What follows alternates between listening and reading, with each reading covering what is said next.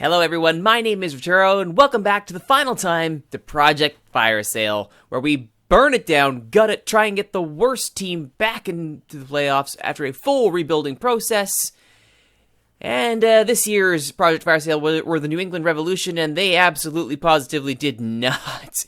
Second last, losing out only on, looks like, wins, first tiebreaker. Also behind on goal differential, also behind on goal scored. So basically on every tiebreaker, the Red Bulls ahead of us. 7 points behind TFC. Very weak Eastern Conference this year. But regardless, we were not the worst team. That was Seattle. So boom, at least I didn't suffer the ignominy of having to lose twice in a row. Thank a goodness. Alright. But first things first, though, we need to see exactly how this New England team did once I left. So as you know, I made some decent moves to try and save this team at the last. And looks like Uzana Uzuchukwu played 11 matches, 2 assists, 6.91 average in a defensive midfield role next to Federico Rituro. So at least he was being used by the AI manager, who was, at this point, who took over as manager? Oscar Pareja.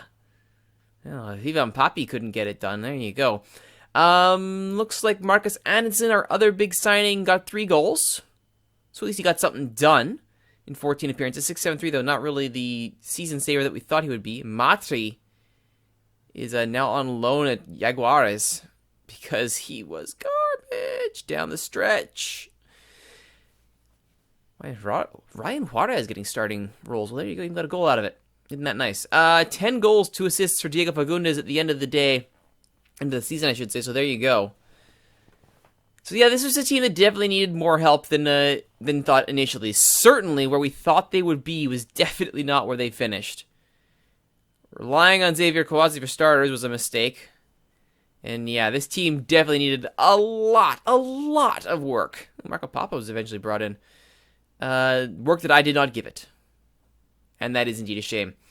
Going back to the table, though, now the other teams that I managed, Colorado finishing 10th, Philly in 11th, so their dynamic year of is not quite able to repeat itself. And Chicago in 6th. Man, did I create a dynasty there. Well, what a powerhouse Chicago became. Much like how in the real world with Nemanja Nikolic and Bastian Schweinsteiger, the real world Fire is just killing it. So Columbus wins the Shield by 5 points over DC United. Pretty good for them. In the West, it's RSL winning the West by 7 points over Portland. San Jose moving on as well, as did Houston. Wildcards for Dallas and Colorado. So they did make the playoffs in Dallas from their wildcard spot. Oh boy. In the East, Columbus, of course, DC, the Impact, Chicago, Philly, and Orlando.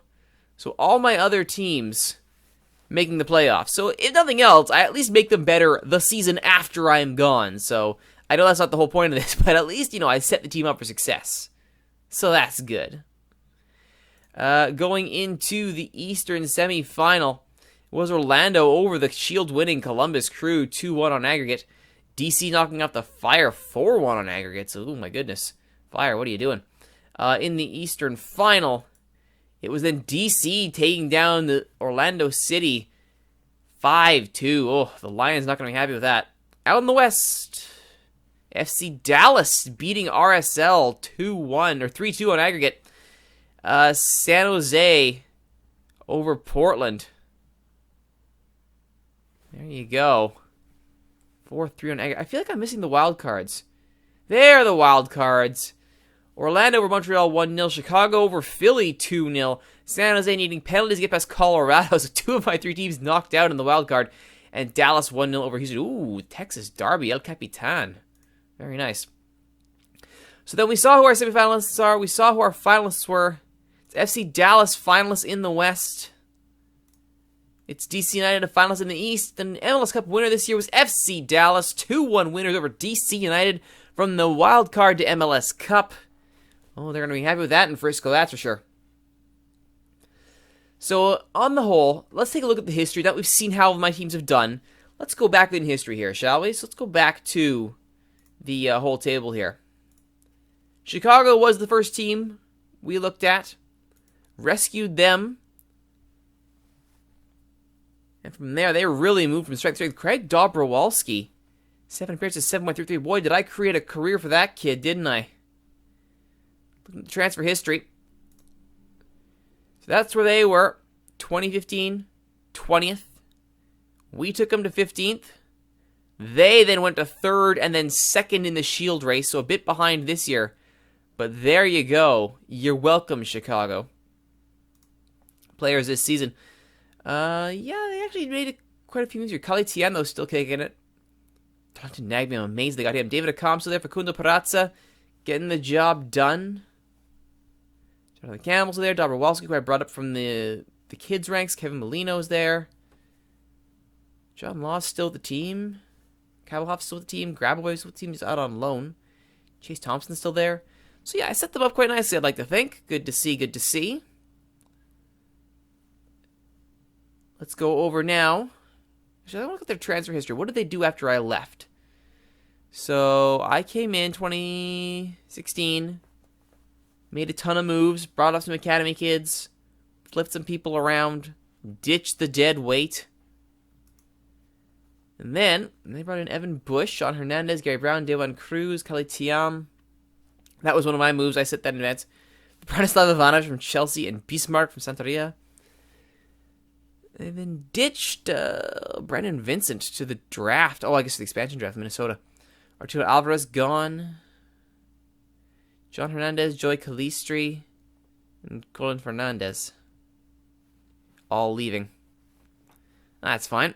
Didn't really do anything major. And here's where we start to see it crazy. Johan Kapelhoff loaned to AZ. Whew. Matuzinho, Evan Bush, Chase Thompson. When did Matuzinho come in? I didn't bring him in, did I? No, I did not. Where did you come in from to be transferred out? Regardless.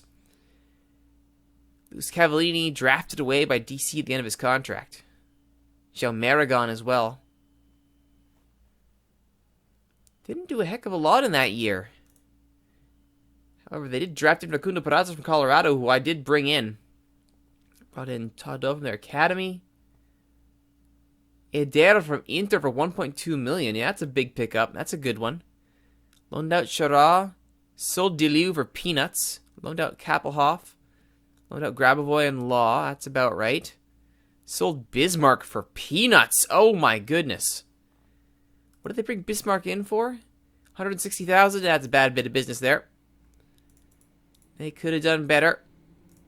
And indeed, his time in Chicago was not exactly one full of greatness, though we scored a few goals, got some assists. Then he leaves, goes to Brazil, and lights it up again in the second division. So there you go. So they did all right. They recovered. After Chicago, I did go to Colorado. They had gone on an absolute horrible spell, including dead last. I then rescued them to 18th, so again, it could have been better. Then they moved into 11th. And then they were suddenly feeling pretty good about getting some, some wins and whatnot.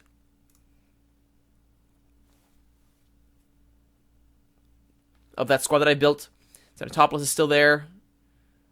Sam Cronin I managed to hang on to. Shikel Zangashi's still there. Juan Ramirez surviving his exile. I did do my best to try and rebuild this squad in a similar way, just never really came through, did it? Looking at the transfer history. The initial moves made by the Rapids AI was not good. Losing Dylan Powers or Solos for $4.2 million. Yikes. Bringing in Marcelino Navarro, though, on a free. Was alright. I did something with him. And then I overhauled the team. Getting rid of Baji, Calvert, Burner, Hairston, McInerney, Doyle, Greenspan, Velasco, Birch. Selling Matsarani for $2.4 million. Bloom, Castillo, Sean St. Ledger, Hercules Gomez. Amir Gingwande. Loaned him back, I should say. Carlos Munoz loaned him back. Because I brought them in over here, you can see. Axel Huberry and Clint Irwin, gone. I'm amazed I sold Irwin for what I did. Brought in Munoz Romney from LA. Velasco was a flyer, didn't work out. Williams and Bloom. Hercules Gomez, again, was on a flyer, didn't work out. Sean Cavana on loan from Fulham. He didn't exactly bring the goods. Fernando Luis, Mike McGee, Andy Patterson, Jim Martinez, Amir Kingwande, Paul Ariola. That was a good pickup. Matt Mills from Nottingham Forest, Facundo Perazza, Clint Irwin, Sam Winnell, Enes Jelinek, and Jean Mazzinho. Future AI would ditch them. Zadisopoulos, one of my moves made in those moves that I couldn't quite cash in on. Danny Lafferty, Daniel Campbell, Grant Stevenson. They did a lot of picking up from the draft and freeze. Look at that. And Todor Nedelev from Mainz. How did he do when he was he's still with the team? Hasn't been great. Hasn't been great at all. Greenspan gone. Baji gone on a free. That's sad. Eric Miller was sold. Well, there you go. Romney out on loan. McGee and Doyle waived. Mikhail Williams sold to Dundee. And Sam Winnell sold to Bolton. So a bit of business there. Because I brought Winnell in, didn't I? I did. From a free on Barnsley. Sold him for $185K. There you go. Bit good business there. And then this past season, Benjamin Stambouli for $3.4 million. They also loaned out Ramirez for $375 per month. It's amazing. Tim Howard retired. That's fine. Perazza drafted away by Chicago. Barklage out on a free. Martinez and Romney away. Loaned in Phil Chan from OCR. Lloyd drafted from New England. Stambouli, a DM. How did he do? It was alright. Holds the back line together nicely. Could have been better. Could have been much better. But wasn't. From there, I went to Philadelphia. And Philadelphia was our first actual success in Project Fire Sale. They had a horrible 2017. Then they bounced back with me in 2018 to 9th. We're finishing 11th this season. So they're doing alright. What did I do to save them? Well, let's have a peek. As you can see, they kind of goofed up here. They did next to nothing in 2016. And then bringing in Brandon Barklage. They did next to nothing in 2017. Losing Fabinho. Losing Tranquilo Barnetta for $5.25 million, which is a decent bit of money, though. Gotta give him that. And just a bunch of draft work, so really nothing. I burnt this team to nothing. Yes, I did. Took some flyers. Brought some kids in from the academy. Ended up keeping Gip Colby. Drafted well. Brought in Angel Luna on a free. Brought in Atiba Hutchinson from Besiktas. Pietro Visconti was brought in. Rogelio Funes Mori. RJ Allen. Brian Gerzic. Radojika Markovic, which I can't believe I got him. The Canadian wonder kid. Pedro Nuno on a free. Luca Gasparotto from Falkirk. David Vapala on a free. And Sean Martinez on a free. So I did my work. Yes, I did. Lots of people went out on loan that I knew I was going to use. Sold Roland Oliver for $1.9 million, which is a huge overpay by Havre. But whatever. I'll take it. I'll take it. Yeah, Brad Meredith ended up not surviving. But what did they do after that point? Well, I brought in Borjan on a free. Glazer and Taylor brought in on the draft. Montano, yeah, they all drafts and frees and loans. Interesting. And who'd they get rid of? Trusty Hodge, Ireland, Gerzic, that's fine. Charlie Davies gone. RJ Allen gone. Davies brought in. Martinez out. Dunn out. Ayuk out. Brooks, Connolly, Akoff, Montano. Oh, that was fast. They drafted him and cut him immediately. Come on. Herbert's gone. Kevin George gone. Richie Marquez drafted by Vancouver. Carlo Joaquin Ferrer. Drafted him and cut him. Or they waived him. McDermott loaned out. Colby loaned out. That's about right. McGuire waived, and Ivan Schitz retired at the end of the season. So they didn't really make any significant cuts. And as a result, not too shabby across the board. Visconti, still not bad. Bedoya had a great season. Grossman, happy I made that move. Hutchinson, great move. Rogelio Funes Mori, 10 goals. Still a bit under for him. Vapala wasn't that bad. Borjan rode the pine behind Blake, but at least he got some minutes. Gotta do well by my Canadians. Edgar was omnipresent. Markovic, 4 goals in 6 appearances. Yeah, go kid, go. Angel Luna got 1 appearance. Just going down the line here. Yeah, none of the depth options really panned out. McInerney did some stuff, but not a heck of a lot. Pedro Nuno really fell off. That's not so good. But yeah, this Markovic kid, brought him in, 2 caps for the senior team. I mean, how can you not like him? After I brought him in on a free, worked the heck out of him. Oh, he's got a good career, does this kid. He's got a good career ahead of him. Or at least he would be if we were going to continue the save file. And that's where Markovic finished. And that's where Philly finished. And then, of course, well, you know where we were after that. We tried with Colorado. We couldn't get it to happen. All those moves did not pay, or I should have Colorado, with New England. We tried to keep New England together, and those moves did not pay off in any way, shape, or form. I think the lesson there is that if you're going to try to do something like this, you really do have to commit to burning it to the ground. Because New England most assuredly was not burnt to the ground, and we suffered as a result of it. Way too much dead weight in there. We never had a good option at striker. Yeah, we tried bringing Alvaro. That DP signing in D-mid did not hold at all. Definitely could have done better. Could have done way better. He did not. Plenty of cuts, though. Plenty of loans. Plenty of options in the tank, as it were. But nothing really came together. Alvaro couldn't even make the bench, but when I was gone. Who wants him? If they can sell him on, yeah, sell him on. Get that contract off the books. 6'8" is not what you want from a DP defender. Definitely not. Ian O'Connell, though, that's a good pickup. It took me a while to find him. Altrava ended up being a decent draft pick out of all of that. So there you go. So that's how we finished. We're 1 for 4. Philly made the playoffs. The other 3 didn't. Shows you how close it can be in Major League Soccer, but that it can be done. With a little bit of elbow grease, you too can burn a team to the ground, build them back up. A Project Fire sale can get a team into the playoffs. I hope you've enjoyed this Football Manager 2017 series.